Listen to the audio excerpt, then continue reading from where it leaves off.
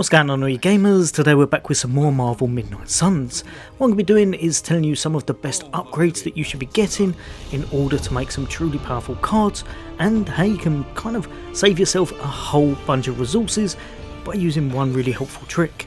So if that interests you, then stay tuned. It's coming up next.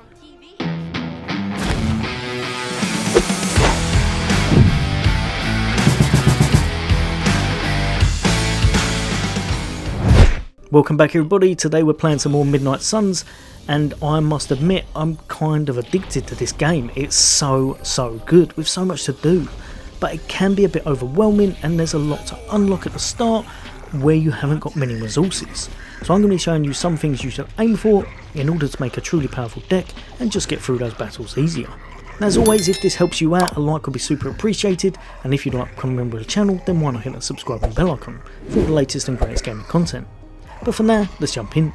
So one of the main things you're going to learn right near the start of the game, just over here, this is going to be where you upgrade your cards. You can upgrade your cards to a plus. You need two of the same card in order to do so, but it does make them a lot more powerful, giving them some kind of bonus or giving them extra damage. But if you don't have many cards, that can be a bit tricky.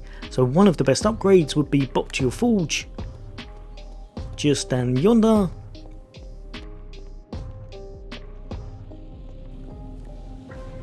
And you're going to want to research this one first, because it's not only going to give you the option to choose from 4 every time you're opening them, but it's also going to allow you to keep 2 of them, so you're going to get more cards this way. Another upgrade, which is one of the ones you should invest in as soon as you can, is going to be the one where you can craft your blueprints, again allowing you to make cards.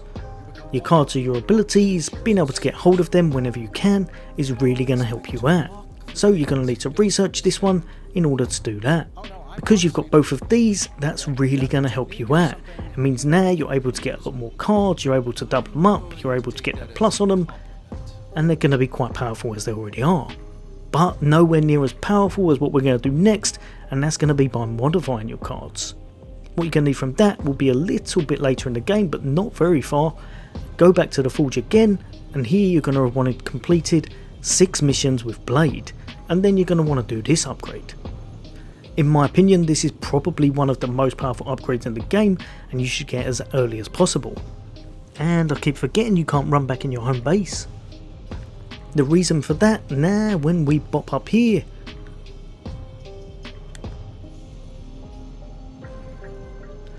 we're going to go back to our training, and now we've got apply ability mods. This is an absolute game changer, it really is. It's a lot of fun. A lot of this game reminds me of Diablo, where you can kind of have different prefixes, you can up your difficulty. It's got very similar traits and I absolutely love it. And this one is well worth knowing. So what you can do here, it does change things sometimes, but only a little bit. If you wanted to, you would go over to your settings, create a save file, as sometimes the options do tend to be a little bit different. So you can save yourself some resources and such. Again, we're going to bop into here. Go to apply ability mods. Someone who I've done this an abundance of with upgrading his cards is going to be these.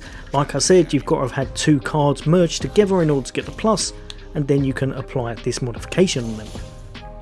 If we wanted to, say for example we wanted a lash plus, we're going to click on this and it's going to give us a random modifier. The first 2 that you get, as far as I can tell, are always the same. So you pick whichever one you want. Say I wanted that to do a bit of damage, or I wanted that one to run the risk of when he is at full health, which is not very often.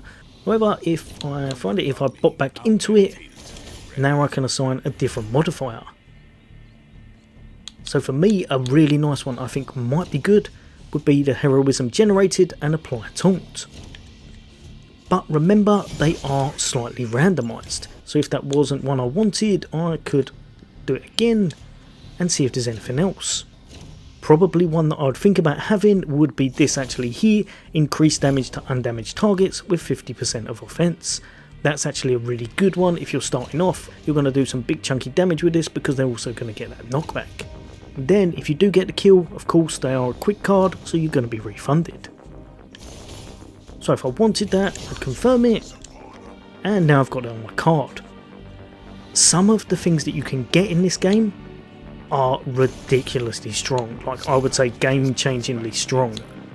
For example, if I went down to Hellwired, clicked on this, gave myself a vulnerable. Vulnerable is really powerful, but it is only 25% chance. If I didn't want that, I could change it up again. That's massive. That is absolutely massive. Increased damage, 50% of offense.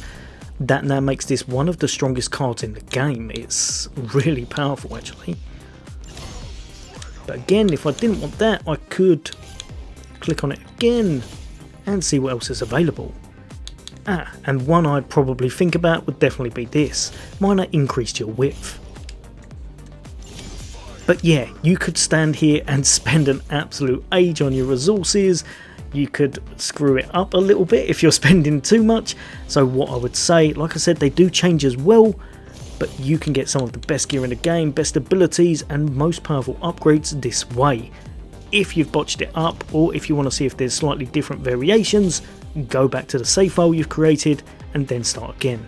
Maybe you could just work on one card at a time if you're probably doing that. It's completely up to you. But yeah, early game, well worth knowing. This will be a game changer for your battles, and once your team starts having a lot of these on them, it really does start to shine in combat and makes things very fun.